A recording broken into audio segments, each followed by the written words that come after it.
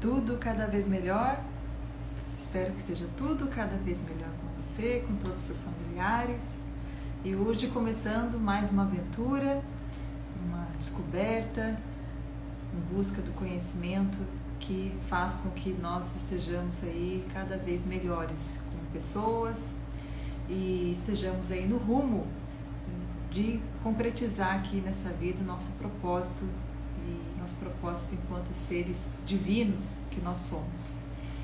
Então, continuando nessa busca, né, de conhecimentos que auxiliem nessa nossa caminhada, nessa nossa jornada aqui, hoje a gente vai começar a compartilhar ensinamentos deste livro aqui, Autobiografia de um Yogi.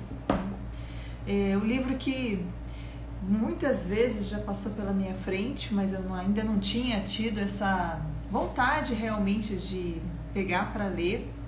Ele está aqui na minha casa, ele pertence ao meu marido Alexandre, está aqui na minha casa há pelo menos 10 anos que eu sou casada e ainda não tinha lido. Então, a autobiografia, quando eu olhava assim, né, pensava, vai falar sobre a vida da pessoa, né? Que eu não sou uma pessoa muito curiosa sobre a vida alheia, enfim, não me interessava. Mas é um livro realmente cheio de histórias sobrenaturais que são bastante interessantes da gente conhecer. Eu não vou trazer aqui detalhes, só falar sobre as histórias do livro, mas sim, principalmente trazer insights de preceitos que realmente estejam aí nos auxiliando a direcionar, a pavimentar esse nosso caminho rumo ao autoaprimoramento e rumo à conquista da felicidade.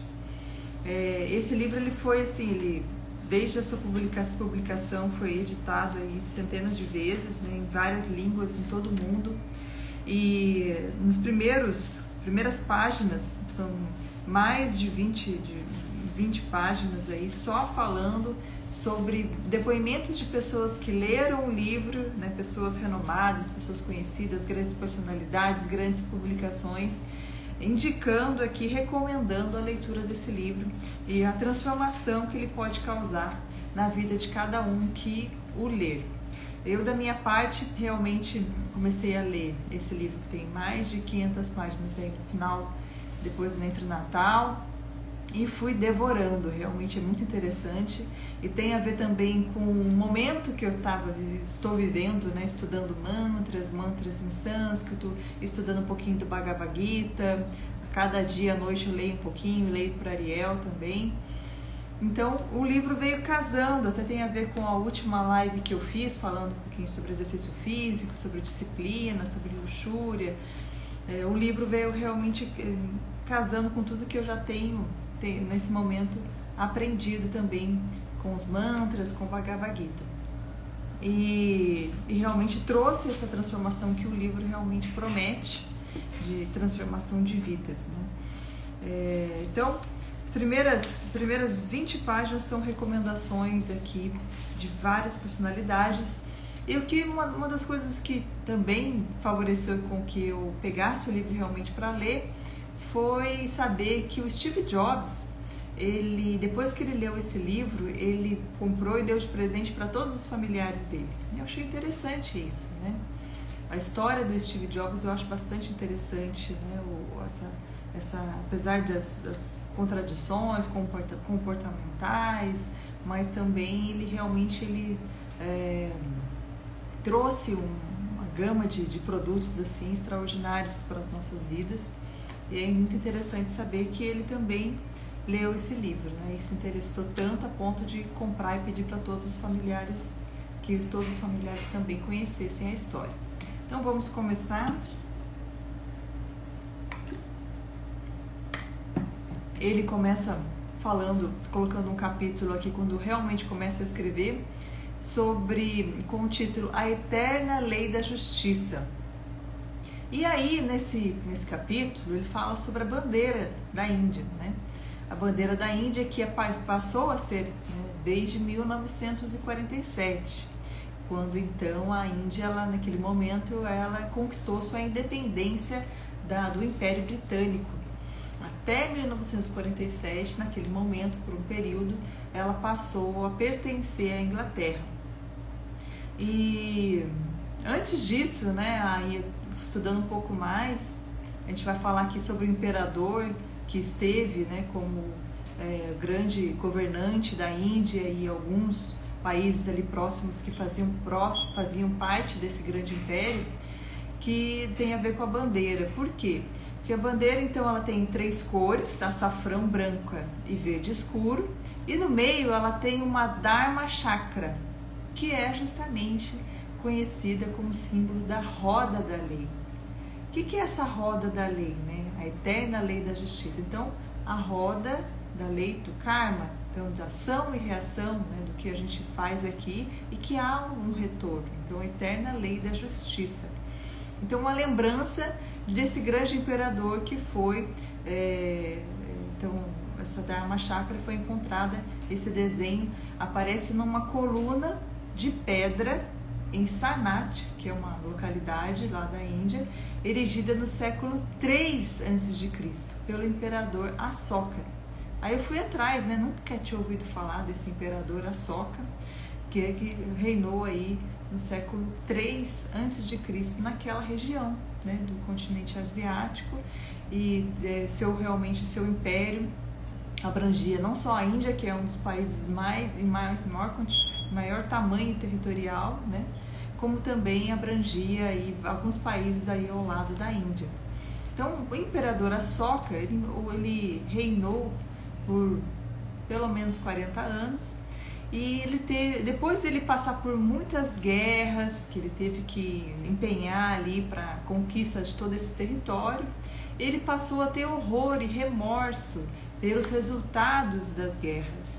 Ele se converteu então ao budismo e passou a ser desde então conhecido como um dos grandes filósofos da história e conhecido pela sua energia, benevolência, justiça e caridade. Então, ele desfrutava naquele momento do maior poderio material possível, mas conseguiu organizar a paz e alcançou tudo isso abraçando toda a humanidade. Então, o imperador Asoka, ele adverte afetuosamente os seus súditos do seu extenso território, seu extenso império, que a felicidade ela se fundamenta na moralidade e na santidade. Então, a bandeira da Índia hoje presta essa homenagem, né? E também aspirando renovar essa eminência, essa prosperidade que foi aí, então, vivida no século 3 a.C., com o imperador Asoka, naquela região. Então, a bandeira da Índia tem essa Dharma Chakra, que significa, então, lembra essa eterna lei da justiça, a eterna lei do retorno, para que, né, todos possam então olhar para a sua bandeira, para aquela Dharma Chakra, lembrando desse grande imperador Asoka, que sempre buscou, então, a partir da sua conversão, a lembrar os seus súditos que a felicidade se fundamenta na moralidade, na santidade. Enquanto ele tinha ali todo o poderio material possível, ele organizou a paz. E aí, Paramahansa Yogananda começa a contar um pouquinho da sua história na sua infância. Ele lembra, né, nos faz conhecer que a cultura indiana ela tem sido desde sempre a busca pelas verdades últimas, né, por aquela busca da verdade mais profunda e concomitante relação entre guru e discípulo. Então eles acreditavam, né, assim como Yogananda, boa parte do livro ele vai contar nessa busca dele pelo seu guru. E o guru, o que significava o guru? O que significa o guru em sânscrito, né? E a gente vai aprender várias palavrinhas uma das primeiras línguas, né, que existiu, que foi o sânscrito. Então, guru, gu do sânscrito significa trevas, e ru, o que dissipa. Então, o guru é aquele responsável por dissipar as trevas do seu discípulo.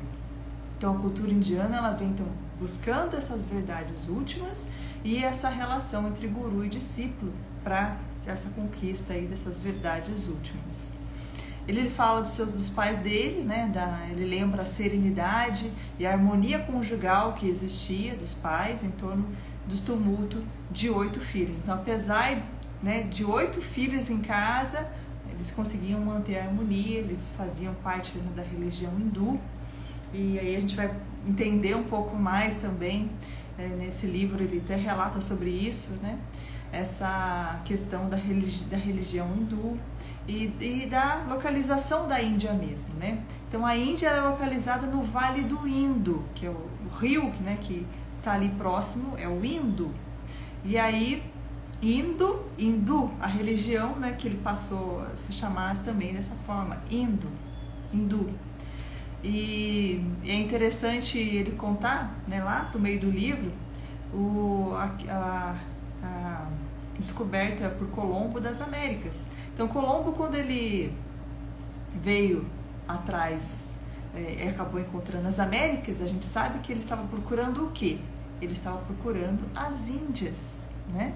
Porque naquela época realmente já vivia-se aquela prosperidade da Índia, conhecida pelas suas especiarias, pelos seus ungüentos, pelas diversas riquezas que existiam aqui de pedras, né, que faziam com que Colombo saísse lá de Portugal buscando as Índias, mas acabou batendo por um erro de cálculo lá dele aqui nas Américas. E o que ele encontrou aqui nas Américas? Ele encontrou aborígenes, encontrou, né, quem habitava aqui naquela época. E ele chamou do quê? Se ele estava buscando as Índias, ele chamou de índios, né? É interessante. Hoje os índios, né, americanos têm esse nome porque o Colombo estava buscando as Índias naquela época, né? Enfim, achei bem curioso essa parte. Eu particularmente adoro história, sempre gostei de história e acho o propósito, né, de estudar história realmente sempre me encantou, que era justamente a gente entender o passado para a gente compreender o futuro. Hoje, cada vez mais a gente percebe que a gente precisa resgatar esse passado, trazer de volta esses ensinamentos, às vezes mais antigos, para que a gente possa perceber que houve homens que puderam, que alcançaram determinados patamares de evolução e que a gente deve verificar se a gente está indo em qual caminho, né? Mais próximo desses exemplos ou mais distante. E aí, lembrando, ele conta, né, que a mãe dele recorria ao Mahabharata e ao Ramayana, que são antigos épicos indianos também, né, tesouros da história da Índia, com mitologia e filosofia, para poder, então, educar os seus filhos.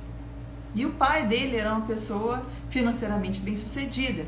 O cargo que ele tinha numa das companhias de ferrovias se equiparava aí a um vice-presidente.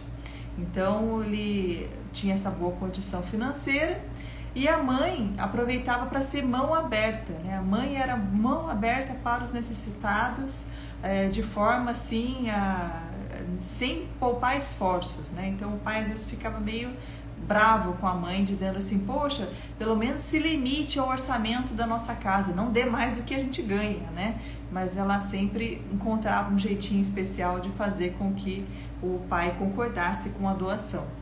Bom, e aí tem um caso interessante, né, que o pai, depois de muitos anos de aposentado dessa companhia ferroviária, passou uma auditoria britânica lá, e o filho, né, nessa época, depois de muitos anos que o pai já estava aposentado, teve contato com o saldo bancário do pai e percebeu que tinha uma grande quantia lá depositada, né? E aí o pai explicou que foi por causa dessa auditoria que teve e verificou-se que o pai dele fazia o trabalho de 3 homens e não ganhava hora extra, não ganhava folgas, então foi feito ali um cálculo e deu-se essa remuneração adicional aí para o pai de Yogananda. E aí, que ficou tranquilo com isso, não fez nenhum alarde na época, né? Então o filho mais novo ficou sabendo disso.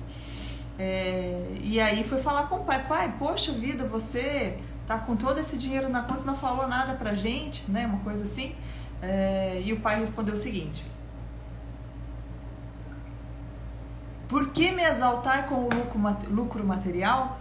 Quem procura alcançar a serenidade mental não se rejubila com o lucro, nem se desespera com a perda. Sabe que o homem chega sem dinheiro a este mundo e dele parte sem levar uma única rúpia, que é a moeda local, né? Então, por que me exaltar com o lucro material? Quem procura alcançar a serenidade mental não se rejubila com o lucro, nem se desespera com a perda. né? Que maravilhoso, né? Os grandes filósofos que nós conhecemos, muitos deles viveram épocas de bonança, de prosperidade, de improsperidade e conviveram com essas situações aí, buscaram, né, conviver com essas situações, né, buscando manter a serenidade mental, apesar da situação, independente da condição. E o poder da palavra. Ele conta que ele teve um teste, o primeiro teste, né, ainda criança, com o poder da palavra, foi o seguinte. Ele estava fazendo o dever de casa lá com a irmã dele e a irmã dele foi atrás de um unguento na época, né, na Índia. Ele nasceu em 5 de janeiro de 1893, né, e faleceu aí em 1956, se não me engano, de 1956. Então lá na sua infância, bem lá no início do século passado, né, ou finalzinho do século anterior ainda, ele estava lá fazendo o dever de casa. Naquela época, assim, se curava muitas coisas com unguento na Índia. E aí a irmã dele levantou e falou: o que você vai fazer? Vou pegar um unguento, porque eu tô com um negócio aqui no meu braço, uma coisa assim na minha perna. E aí ele falou assim, pegou, quando a irmã voltou com o unguento, passou no braço dele também. E a irmã falou assim: por que você tá fazendo isso? Pra que passar o remédio num braço saudável? E aí ele falou assim: não, minha irmã, é que eu acredito que amanhã eu vou acordar com um furúnculo aqui. Então eu já tenho que passar aqui, já vou começar a passar esse unguento. E aí a irmã riu dele, fez chacota dele, e aí ele ficou muito bravo e falou para ele, falou de forma assim bastante enfática, né? Pelo poder da vontade em mim, amanhã vai aparecer um furúnculo aqui nesse braço. E não deu outro. No outro dia ele estava com um furúnculo bem grande no braço, teve que passar por uma cirurgia que ele levou então uma cicatriz ali para o resto da sua vida. Carregou essa cicatriz. Então, e isso na infância. Então mais tarde ele compreendeu que o explosivo poder vibratório da fala poderia ser sabiamente dirigido para libertar a nossa vida das dificuldades. E é interessante que ele começa essa frase, né? Pelo poder da vontade em mim, né? E a vontade, segundo a tradição, né? Também dessa tradição, fala sobre a constituição septenária do ser humano, né? Então, o nosso corpo físico, energético, emocional, mental, a mente superior, a intuição e a vontade. Então, a vontade já está no topo, né, da nossa ligação, nossa constituição mais espiritual. Então, esse grande poder que nós temos é o poder da vontade. Então, pelo poder da vontade em mim, ele invocou e acabou, né, se dando bastante mal, uma experiência ruim que ele teve que aprender. E aí, ele coloca para nós o seguinte ensinamento: qualquer palavra proferida com clara compreensão e concentração profunda tem valor materializante. Então, não é só dizermos palavras aleatórias, né, mas clara compreensão do que nós estamos dizendo. E concentração profunda é possível, então, ter esse valor materializante. Ele vai relatar aqui vários casos nesse sentido também na sua vida. E a gente? Será que a gente costuma ter cuidado com as palavras, né? Se a gente, aqui em casa, a gente fica toda hora, né, exercitando esse cuidado com as palavras, né? Buscando ter cuidado. Muitas vezes, né, a gente vê pessoas ouvindo diversas músicas que estão exercitando aí de forma errada o poder da palavra o tempo todo. Às vezes a gente percebe que uma música que a gente ouvia antigamente, a gente não se dava conta, não tinha um grau de consciência assim, que fizesse com que a gente percebesse. Aqui a professora falando, difícil controlar as palavras e os sentimentos. Realmente, principalmente se o sentimento vem antes, né? Se o sentimento vem antes, é bem mais difícil, é melhor a gente, se tá com um sentimento ruim, realmente permanecer em silêncio, porque não vai sair coisa boa, né? Dizem que, a professora conta que tem uma passagem de Platão, que ele tinha que resolver um assunto que uma pessoa lá da sua academia fez algo muito ruim, né, uma traição, e que ele mandou o sobrinho dele para resolver. O Platão mandou o sobrinho dele para resolver, porque ele sentia que ele estava com um sentimento tão ruim que seria melhor que ele não se intrometesse nessa resolução dessa questão. Apesar de todo o conhecimento de Platão, ele percebeu que com aquele sentimento ele não poderia resolver de forma né, boa aquela situação. Então, as músicas, né, a gente tem que estar sempre buscando também experimentar essa questão do poder da palavra, né? Então, para coisas ruins a gente já percebe rapidamente, mas para as coisas boas, né, buscar então exercitar, experimentar esse poder da palavra para nós mesmos, para nossa autoestima e para utilizar a nosso favor a lei da atração também, né, as coisas que a gente quer que realmente se realizem em nossas vidas. Aqui no início do livro também ele fala sobre o momento que a mãe falece, né? E uma carta que ele recebe um ano depois, né? Com toda um estratagema que teve, né? Para que ele recebesse essa carta nas mãos do irmão mais velho um ano depois da morte da mãe. E a participação na sua vida, da vida da sua família, né? De muitos dos mestres que a gente vai citar aqui, dos gurus, de Lahiri Mahasaya, que foi um grande mestre, né, um grande guru naquela época, do século lá de 1800, né, e que realmente alcançou, né, o seu despertar espiritual. Ele que foi casado, teve uma vida doméstica também, mas que alcançou a sua realização espiritual e teve muitas passagens assim, realmente sobrenaturais da sua trajetória aqui. E aí a forma como a família dele conheceu, né, chegou a ter contato com Lahiri Mahasaya já é uma história bastante interessante. O pai, como eu falei, ele era então vice-presidente de uma empresa ferroviária e ele, um dos seus funcionários queria ir passar 7 dias, né, com o Lahiri Mahasaya. E aí o pai dele, cético, falou, não, você vai passar 7 dias, não, peraí, vamos se concentrar no trabalho aqui, se você quer prosperar. Começou a falar nesse sentido com o funcionário. E o funcionário ficou muito triste de não poder ir, ele estava indo embora, bastante triste, aí encontrou novamente o pai dele também pelo mesmo caminho, estava sendo carregado ali para um tipo de locomoção daquela época, e o pai dele, né, pai de Yogananda, desceu dessa locomoção e foi andando com esse funcionário, tentando consolá-lo, até que eles chegaram numa parte, assim, num campo, e de repente a imagem de Lahiri Mahasaya se manifestou na frente dos dois, né, e só falou essa frase para o pai dele, né, não seja tão duro com o funcionário. E aí ele ficou assombrado, né, com aquela aparição do nada ali naquele campo, e não só concedeu para o funcionário que fosse passar 7 dias nesse seminário com Lahiri Mahasaya, como também ele mesmo pediu que fosse ele e a esposa, levasse a esposa junto. Nessa época, Yogananda ainda não tinha nem nascido, mas em seguida, quando ele nasceu, a mãe foi levar, né, Yogananda no colo, assim, uma multidão na frente deles, na frente de Lahiri Mahasaya, e a mãe começou a fazer uma oração, né, que fosse possível que ela conseguisse uma bênção com Lahiri Mahasaya para o filho.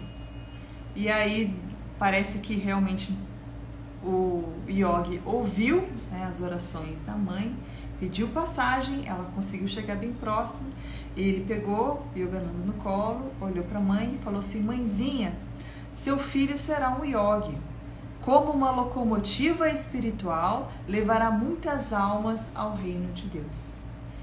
Eu achei fantástico, né? Depois a gente vai conhecer toda a trajetória de Yogananda, tudo que ele conquistou, tudo que ele fez, né? Então, realmente, pelas vossas obras vos conhecerei. Realmente, o que ele deixou de legado, né? Enquanto grande organizador aí desse movimento, que é a Self-Realization, é realmente extraordinário. E já ainda bebê, já tinha tido essa predestinação, né? Como uma locomotiva espiritual, levará muitas almas ao reino de Deus. E aí, desde pequeno, ele sempre buscou essa caminhada espiritual dele, né? sempre se manifestou, né, nesse sentido. Aos 12 anos, um pouquinho antes disso, ele já tinha tentado fugir para o Himalaia. Aos 12 anos, ele pediu para o pai dele para ele ir até uma cidade próxima, Benares. E aí o pai falou assim... Primeiro o pai sempre falava não, né? Aí depois o pai pensava um pouquinho e acabava concedendo. Sempre tem umas passagens assim. Aí o pai concedeu que ele fosse para essa cidade e deu uma tarefa para ele. Falou, olha filho, você vai, mas você vai encontrar o Swami Pranabadanda, tá? Você vai encontrar ele lá, porque eu quero que... Vou mandar um bilhete para ele. Eu preciso falar com fulano de tal, que era uma terceira pessoa, mas eu não tenho contato dessa pessoa, mas o Swami vai encontrar ele pra gente poder ter contato com essa pessoa.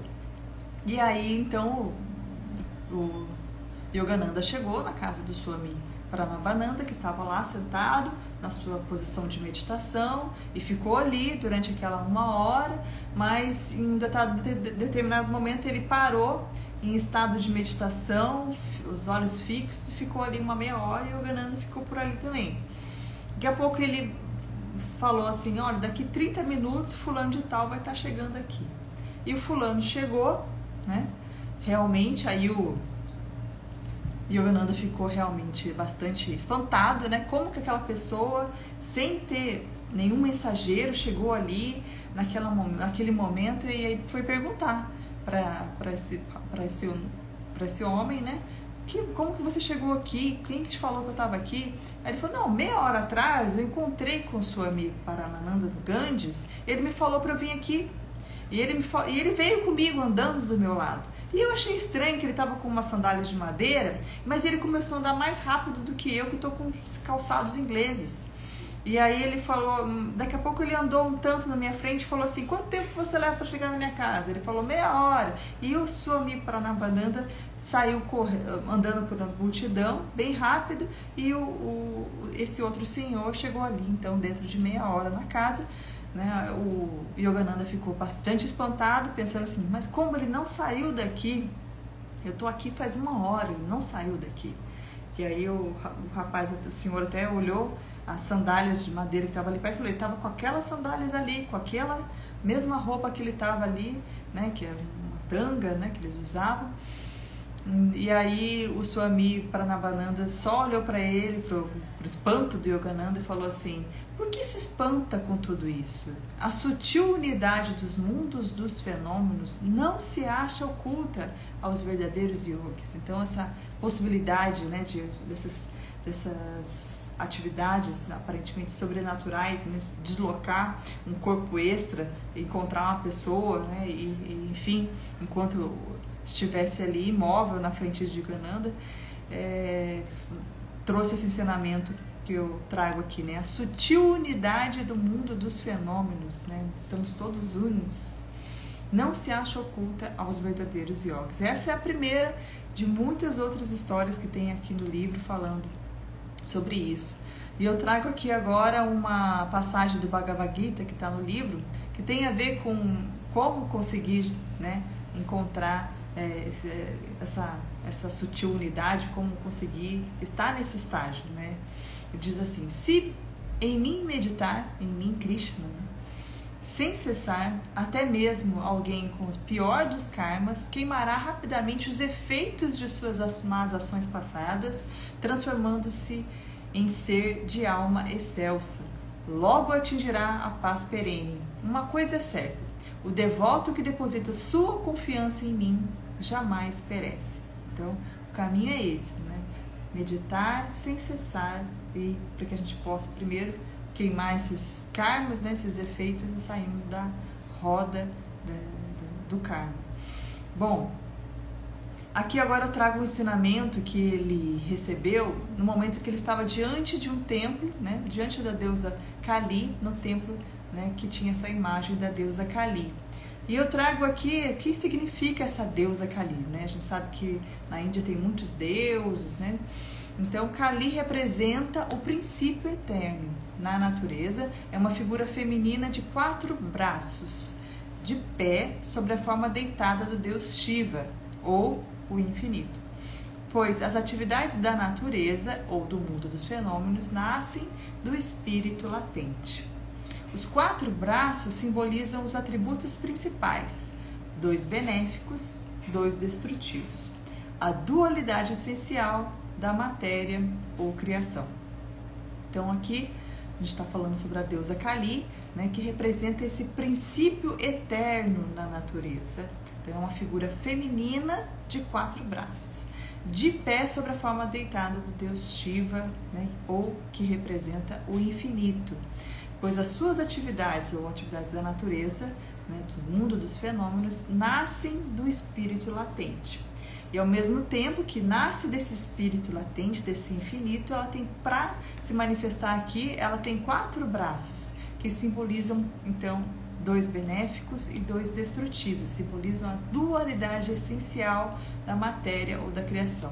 Então, lendo esse livro, a gente aprende que, uma parte que eu achei bastante interessante, assim como o átomo, ele tem negativo e positivo, tudo que a gente consegue perceber enquanto matéria é formado por átomos, né?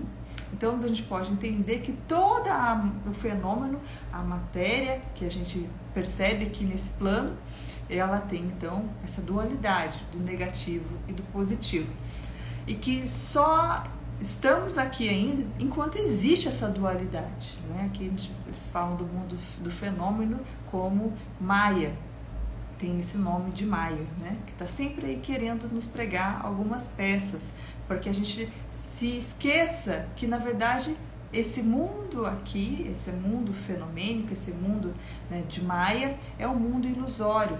Então, e a gente se perca nesse mundo ilusório e esqueça que, na verdade, estamos aqui como se fosse um grande sonho, né? O sonho de Deus. E que estamos, na verdade, aqui só ainda neste mundo constituídos por conta dessa dualidade essencial do positivo e do negativo. Então ele estava ali na frente dessa deusa Kali, e um sadhu, que é um desses personagens aí que buscam, né, o ascetismo, que buscam a sua vida, né, no caminho espiritual, chegou e começou a falar, né, falou assim: por longo tempo praticou sincera introspecção, né, um caminho extremamente doloroso, segundo ele, para alcançar a sabedoria.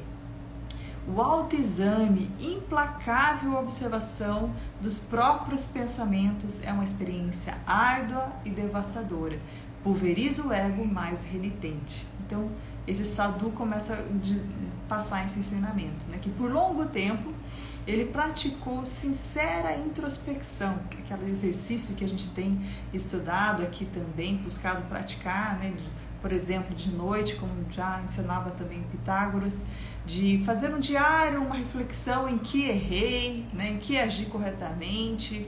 E ele diz que esse caminho da introspecção, da autoanálise, é extremamente doloroso, porque não é fácil a gente enxergar os nossos próprios erros, né? Muito mais fácil a gente achar que a gente é um maioral, que tá tudo bem, né? Sempre, 100%, que não tem nada para melhorar. Então, esse autoexame, ele diz aqui, implacável observação dos próprios pensamentos. É uma experiência árdua e devastadora, e pulveriza o ego mais renitente. Mas o que acontece?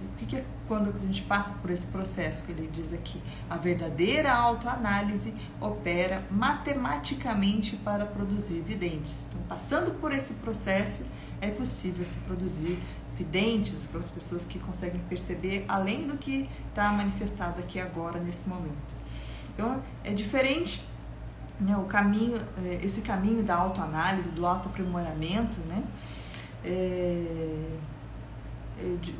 Diferente desse caminho, desse autoanálise, desse autoaprimoramento, é o caminho da autoexpressão, buscar só se expressar, só se reconhecer, méritos individuais, né? Resulta em egoístas, certos de seu direito a interpretações pessoais sobre Deus e o universo. Então, diferente desse caminho da autoanálise, tem esse caminho da autoexpressão, de buscar só méritos individuais. E continuando, o sadhu dizendo: o homem não pode compreender qualquer verdade eterna enquanto não se liberta das suas pretensões. A mente humana obstruída pelo lodo multissecular fervilha com a vida repulsiva de incontáveis ilusões mundanas. Então vamos entender isso aqui. Já partindo para os finalmente da nossa live de hoje. Então, o homem não pode compreender qualquer verdade eterna enquanto não se liberta das suas pretensões. Então, enquanto eu estou presa à minha pretensão, ao meu fanatismo, só o que eu sei é o que vale, né? A gente fica ali preso nessas pretensões, não consegue realmente compreender qualquer verdade eterna. E a mente humana ela fica obstruída pelo lodo multissecular. Então, assim como a gente já estudou lá numa live antiga que eu fiz um pequeno estudo sobre Carl Jung, que ele também falava, né, sobre essa mente coletiva, sobre essa alma imemorial, né, essa alma histórica que a gente carrega. E a gente fica ali obstruída por tudo isso, né? E por essas incontáveis ilusões mundanas. Então é possível que a gente precisa realmente se libertar de tudo isso e não se ficar preso a essas pretensões. Continuando, ele diz: os conflitos nos campos de batalha reduzem-se à insignificância quando o homem pela primeira vez luta contra seus inimigos internos. Então, campo de batalha, morte, sangue é quase nada quando se compara à nossa luta interna contra os nossos inimigos internos. Então, mais uma vez, isso que a gente tem aprendido na filosofia, né? Conhecer-se para dominar-se, versus, né, deixar a gente se levar pelos instintos, pela mente coletiva, né, pela propaganda e né, não ter consciência dos nossos atos. Ele continua dizendo, já finalizando: amar tanto a Deus invisível, repositório de todas as virtudes, quanto ao homem invisível, aparentemente destituído de qualquer virtude, é muitas vezes desconcertante. Mas a engenhosidade humana está à altura do problema. A pesquisa interior logo revela uma unidade em todas as mentes, a motivação egoísta. Então, amar Deus invisível, repositório de todas as virtudes, é bastante fácil em comparação ao homem visível, aparentemente destituído de virtudes. Mas dá aqui uma esperança, né? A engenhosidade humana está à altura de conseguir fazer isso. Amar também o homem visível, aparentemente destituído de virtude. E percebemos que muitos de nós, se a gente for fazer realmente essa pesquisa anterior, né, essa unidade em todas as mentes, essa motivação muitas vezes, né, esse egoísmo. E é o que a gente vê realmente como resultado aí, né, nas expressões que a gente vê aí fora. Se cada um de nós, né, buscarmos matar um pouquinho desse egoísmo dentro de nós, toda a humanidade, então, sobreviveria muito melhor. Então, dissecar a si mesmo, ele diz, leva à expansão da compaixão universal, aliviado das demandas ensurdecedoras do seu ego. O amor de Deus floresce em semelhante solo. Então, dissecar a si mesmo, essa autoanálise, né, leva à expansão da compaixão universal. Então, buscarmos sermos melhores cada dia, não para o outro, mas dentro de nós mesmos, nessa introspecção, vamos então sendo aliviados das demandas ensurdecedoras do nosso ego. E então o amor de Deus floresce em semelhante solo. Para finalizar, ele diz: pelas ignóbeis chicotadas da dor, o homem é conduzido, afinal, à presença infinita, cuja beleza deveria ser a única a fasciná-lo. Então, a gente pode ir pelo caminho da dor, né, ou buscar, né, a única beleza que deveria nos fascinar, que é a presença infinita. Então, a gente pode, muitas vezes é necessário, tem alguns ensinamentos que dizem que é necessário passar por esses períodos, né, de escuridão, de dor, para que a gente, então, realmente seja conduzido, afinal, a essa consciência, a essa presença infinita, cuja beleza deveria ser a única a nos fascinar. Então, se a gente buscar sempre essa beleza deveria ser a única que deveria ser o nosso foco, né, dessa presença infinita. Então, pelo amor ou pela dor, nós estamos nesse caminho. Ou a gente está no caminho, no início da frase, tendo chicotadas da dor para que a gente aprenda, ou a gente está no final da frase, né? Já conseguindo contemplar essa presença infinita que deveria ser a única a nos fascinar. E se você gostou, então a gente já vai encerrando hoje, esse início dessa nossa jornada. Teremos ainda alguns encontros aqui, compartilhando esses ensinamentos desse livro, do Paramahansa Yogananda e autobiografia de novo. Espero que você tenha gostado. Se você gostou, daqui a pouco eu vou compartilhar aqui, compartilha com seus amigos, familiares. Comenta aqui comigo também se você já leu ou se você não leu esse livro, se ele já passou pela sua vida também em alguns anos, como aconteceu com a minha. Muito obrigada pela atenção, até o próximo vídeo.